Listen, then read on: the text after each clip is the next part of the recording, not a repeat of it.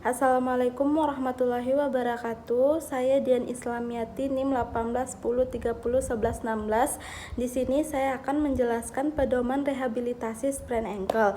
Pedoman rehabilitasi ini dirancang untuk mengembalikan individu ke aktivitas mereka secepat dan seaman mungkin. Ini dirancang untuk rehabilitasi pasca sprain ankle. Modifikasi pedoman ini mungkin diperlukan tergantung pada dokter, instruksi khusus, jadwal penyembuhan, jaringan spesifik, kronisitas cedera, dan gangguan lain yang perlu diperhatikan ditangani. Panduan sprain ankle berbasis bukti ini berdasarkan kriteria, kerangka waktu, dan kunjungan di setiap fase akan berbeda-beda tergantung pada banyak faktor termasuk demografi pasien, tujuan, dan kemajuan individu. Pedoman ini dirancang untuk memajukan individu melalui rehabilitasi ke partisipasi olahraga atau aktivitas penuh. Terapis dapat mengubah program secara tepat tergantung pada tujuan individu untuk aktivitas pasca terjadinya sprain ankle. Pedoman ini dimaksud untuk memberikan dokter yang merawat kerangka acuan untuk rehabilitasi. Ini tidak dimaksud untuk menggantikan penilaian klinis tentang perawatan pasca cedera pasien. Berdasarkan hasil pemeriksaan atau pengobatan, kemajuan individu, dan adanya cedera yang terjadi bersamaan atau komplikasi. Jika dokter mempunyai pertanyaan tentang progresis, mereka harus menghubungi dokter yang merujuknya. Kemudian selanjutnya ada panduan untuk panduan atau tindakan pencegahan.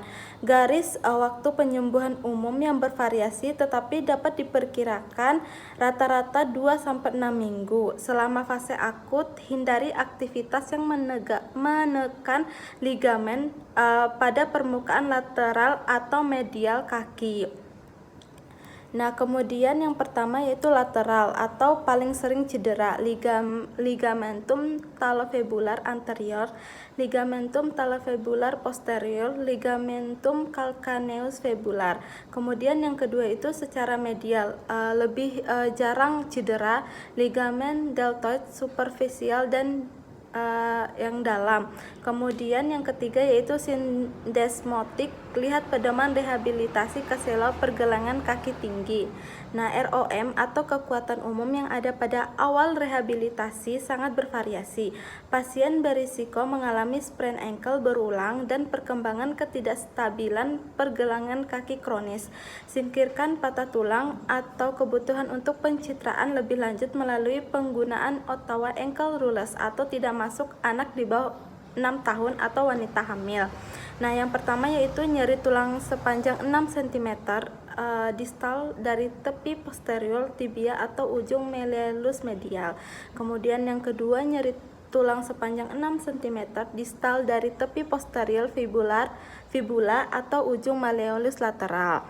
Yang ketiga yaitu nyeri tulang didasarkan metatarsal kelima atau navikular.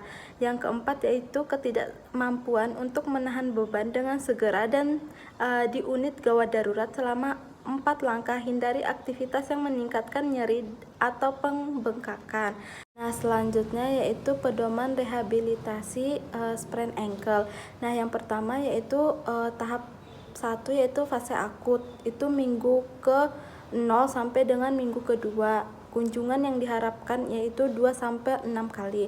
Kemudian yang kedua yaitu tahap fase menengah, yaitu minggu kedua sampai dengan minggu kelima.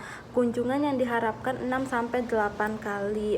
Kemudian yang tahap ketiga yaitu maju penguatan atau pergerakan pelatihan ulang minggu ke-4 sampai dengan 8, kunjungan yang diharapkan 4-10 kali. Kemudian kemudian yang selanjutnya yaitu tahap keempat, kembali ke performa fase atau kembali ke aktivitas penuh minggu ke-6 sampai dengan 10, kunjungan yang diharapkan yaitu 4 sampai dengan 10. Di sini saya mengambil contoh tahap ketiga. Tahap ketiga yang itu instruksi khususnya yaitu lanjut dengan program latihan sebelumnya, memastikan stabilitas inti atau pinggul simetris, kekuatan 5/5 harus ada pada penculik pinggul dan ekstensor. Modalitas hanya sesuai kebutuhan. Jika tidak ada olahraga untuk kembali, pertimbangkan opsi mendiri proses setelah menyelesaikan fase ini.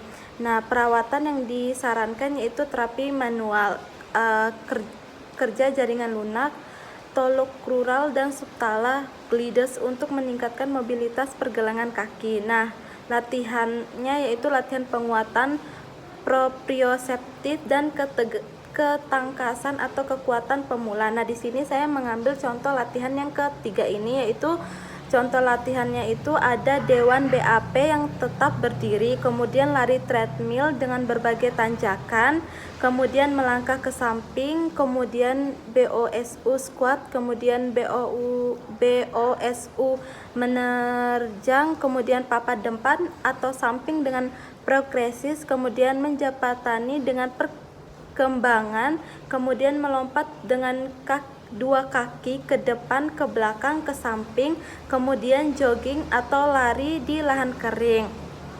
Nah, aktivitas lainnya itu melalui latihan dengan aktivitas olahraga di lingkungan yang terkendali dengan dukungan tambahan yang dianggap perlu. Nah, contohnya tapping atau prokes. Nah, di sini saya akan menunjukkan contoh latihan tahap ketiga. Contohnya sebagai berikut.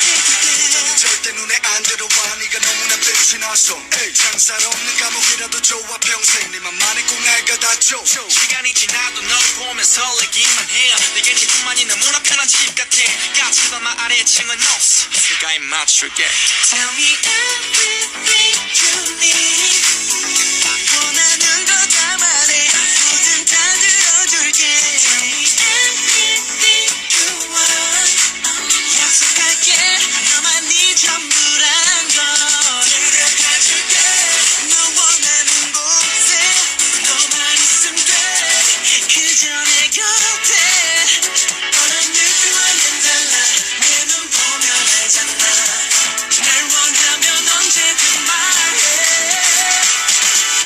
Ooh, baby we're meant to be 네가 상상했던 것들보다 그 이상의 감동을 줄게 너에게 다 보여주려 가줄게 너 원하는 곳에 너만 있으면 돼 그저 내 곁 Nah, tujuan dari tahap ketiga yaitu kembali ke latihan kekuatan dengan modifikasi yang sesuai, kemudian meningkatkan kekuatan otot, kecepatan, kelincahan, dan kontrol neuromuskuler, kemudian memperbaiki mekanisme tubuh yang benar dan pola gerakan. Kemudian meningkatkan stabilitas proksimal secara keseluruhan. Nah, kriteria untuk melaju ke fase berikutnya yaitu kekuatan pergelangan kaki dalam 90% dari pergelangan kaki yang tidak terlibat dengan eversi pergelangan kaki, bebas rasa sakit pada isometrik menolak. Kemudian mampu melakukan lari ringan tanpa kelainan gaya berjalan. Kemudian mampu SLS selama 1 menit tanpa kehilangan keseimbangan pada anggota tubuh yang terlibat.